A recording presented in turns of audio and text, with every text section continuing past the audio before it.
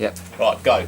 Okay, so the first event in this topic is détente, and knowing why détente happened, what it was, and eventually why it stopped. So détente, as we said earlier, is where the Cold War gets better for a period of time in the 1970s, where America and China and the Soviet Union have improved relations. They managed to make some deals.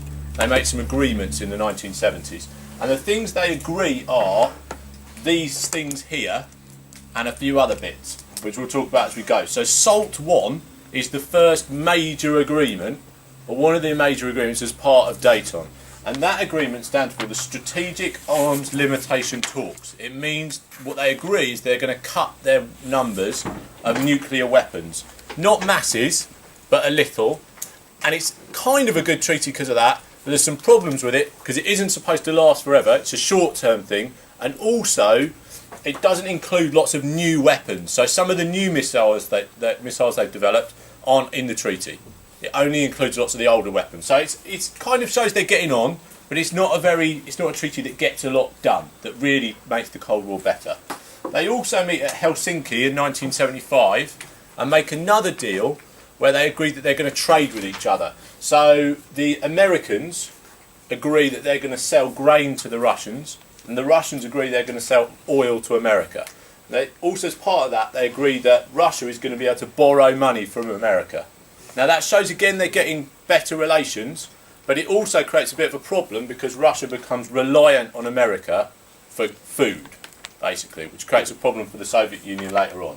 And this is up here because one of the most kind of famous events of détente is when Chinese and American table tennis players play against each other as kind of the first act of détente. And the other big kind of symbolic act of détente is when the Apollo-Soyuz satellites link up in space, which shows that détente is kind of a success in some respects. Now, détente is probably more of an improvement in relations than the Thaw, but it isn't perfect. And throughout the period of time, they're still competing in lots of ways. But they do have these slightly improved relations in some of these agreements here. Right, stop, Callum. Right.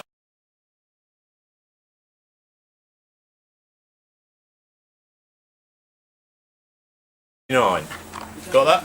Détente then ends in 1979, and it ends, the biggest reason for it ending is when the Soviet Union invaded Afghanistan. So you can see just about, it's not a very good picture here, Jimmy Carter, American president, he's kind of left a bit confused by the Soviet invasion of Afghanistan, the Cold War's coming back, détente's running away. And détente ends because they can't have better relations whilst the Soviet Union are invading other countries.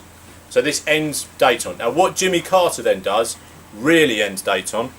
He refuses to sign, American president, he refuses to sign SALT II. He withdraws American athletes from the Moscow Olympics, hence the next picture. He sends American Marines to the Arabian Gulf, and most perhaps importantly, he stops a shipment of 17 million tons of grain to the Soviet Union. And all of that totally crushes any kind of improved relations between America and the USSR, and means that détente has ended almost totally. And it's that leads to probably then the biggest increase in tension in the Cold War under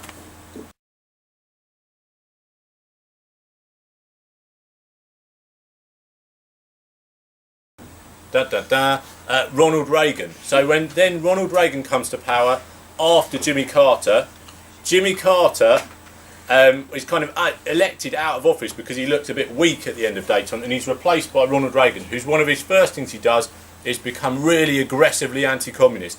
So it increases defence spending massively, introduces lots of new weapons like the cruise missile, the neutron bomb, and so forth, and also tries to invent the Strategic Defence Initiative, Star Wars, which is a big defence system that's going to stop the Soviet Union being able to launch any missiles. And I suppose on top of all that, he also is really aggressive in the way he talks about the Soviet Union, calling them the evil empire, and kind of really restarting the Cold War. Sometimes you hear it called Cold War II when Reagan comes into power, because he makes the Cold War so much more aggressive and violent. And the Russians, for a little bit of time, try and keep up. Done, Callum. Right.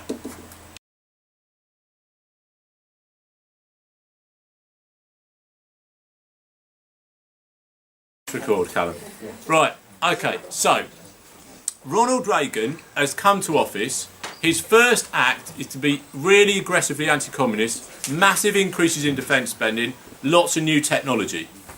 The Soviet Union then are at a really difficult point in their history because they've got an old leader, Brezhnev, who's really old and quite ill. He dies.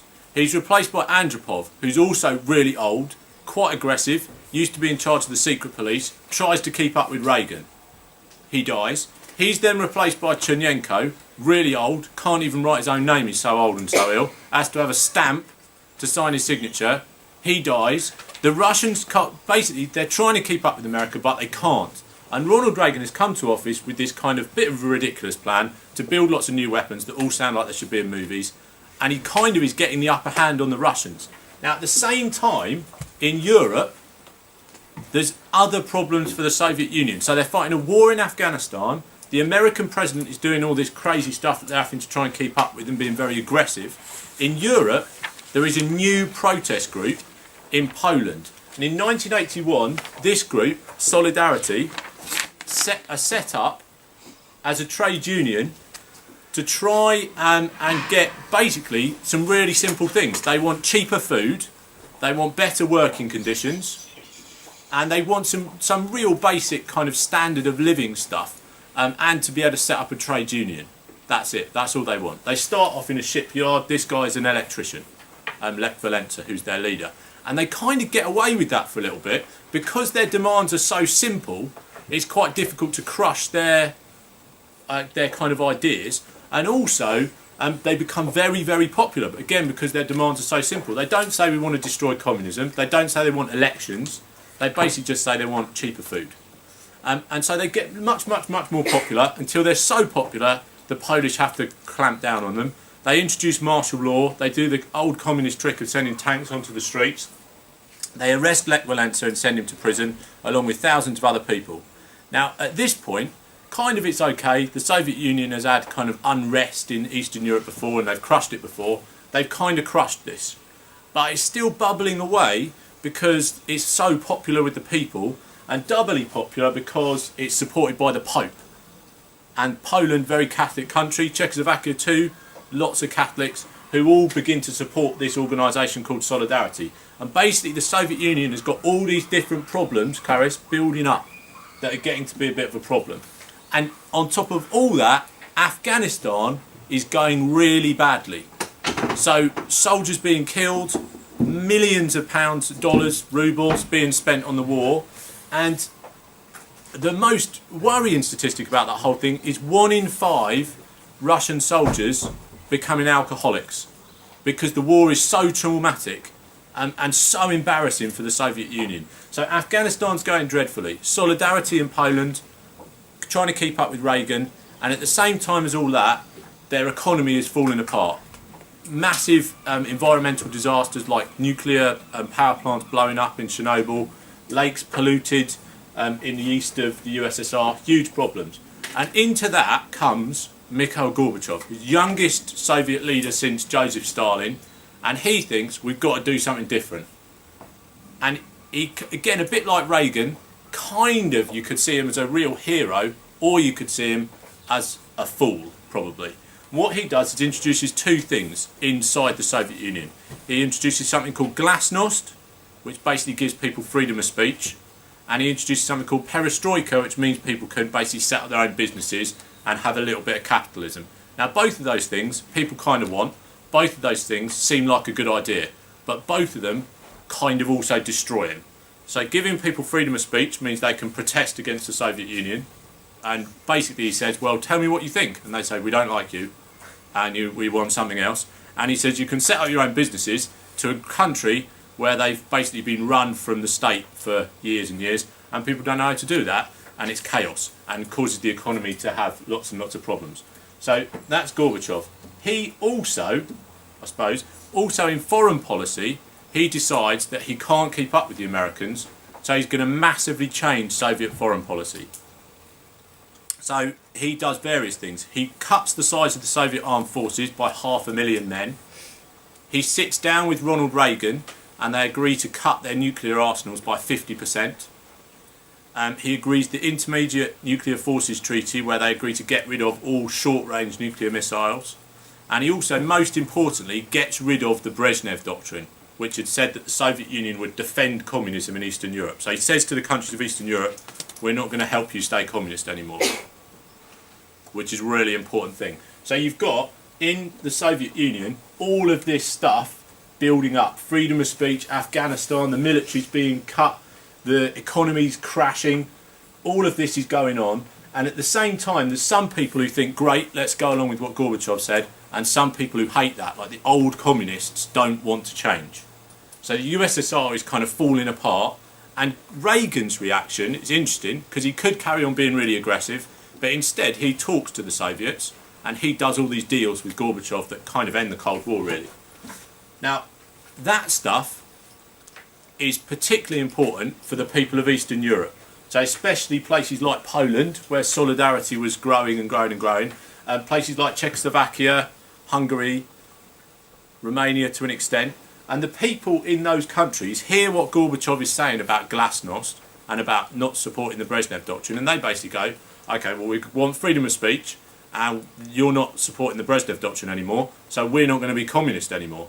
And actually, most of the communist leaders, huge protests across Eastern Europe, and people celebrating about how great Gorbachev is and demanding their freedom. The people in Eastern Europe, the leaders in Eastern Europe basically go, a lot of them say, okay, well, Gorbachev's not backing up communism in Eastern Europe anymore, we're going to quit. So in places like Czechoslovakia and Hungary, the communist leaders basically go, okay, if you want to do it differently, we're leaving because it's getting too dangerous for us now and we're going to quit. So we get some very peaceful revolutions called the Velvet Revolutions in some of these countries. Romania is a bit more different and a bit more violent and complicated. And of course the other important place is Berlin. And Berlin and Germany. Germany obviously split, Berlin split, and gets reunited in a kind by accident really. And what happens is the Interior Minister of Germany gives a speech on television, so after all this chaos across Europe, saying we're going to get rid of border controls. So he basically says in communist states you hadn't been allowed to travel very easily before this. He says we're going to get rid of them. He probably was then intended to go on and talk about kind of the rules that might follow that, but people didn't wait for that bit of his speech. They literally got in their cars, got on the streets and went to the Berlin Wall and started asking to go across and said, well look, on the telly, your boss has just said that we can just cross the border. This is thousands of people. The soldiers don't know what to do, so they let them cross the border. At that point, the Berlin Wall has basically been destroyed. People can then travel freely between both halves of Germany and Berlin, kind of by accident. And at that point, the kind of communist Germany stops really being able to exist. And Germany gets reunited as one country, and then eventually quite quickly joins NATO. And that point in 1990, most historians would say that that's when the Cold War ended, because by that point it's kind of all over. They've won. Okay, the Americans have won. Dancing Boris Yeltsin. Sadly, the link has broken. I'll find that for you in a moment. But I've got him here because the very, very, very last act of the Cold War, of the course that you need to know, is what happens to Mikhail Gorbachev. Reagan by this point has won. Germany's united, communism's in a mess. America's just kind of watching it happen. Gorbachev, though, is still kind of in power until in 1991 some of his own Communist Party try and kick him out, because basically they think you've just messed this right up. You've tried to reform it and it's all gone wrong. So these hardline communists try and kick him out. They arrest Gorbachev in his holiday home, but by this point Russia has had its own elections. Boris Yeltsin has taken over Russia as the leader of Russia, not the USSR, as part of glasnost, and he goes and literally stands on top of the tanks and said, well, you're not kicking us out, the people of Russia want to be free, we don't want to be communist anymore. And he does a really weird thing. He makes the Communist Party illegal inside Russia. So Gorbachev's still head of the Communist Party and head of the Soviet Union, but it's illegal in Russia. So, and effectively, when Gorbachev comes back from his holiday home, he's kind of rescued from there, his job has basically been destroyed, and he resigns, and Boris Yeltsin takes over as the leader of Russia, and all the other bits of the USSR have their own elections. So the Ukraine have their own elections, Lithuania, Latvia, Estonia and all of that. I would say it's quite complicated, that last bit of the course, and it's unlikely to be a big question in your exam. I would just make sure you know what the 1991 coup is, which is in your textbook, and then you'll be okay. And if you know what how communism falls in Eastern Europe, kind of peacefully, because of the Brezhnev Doctrine, you'll be fine too. Okay? Stop there, Callum.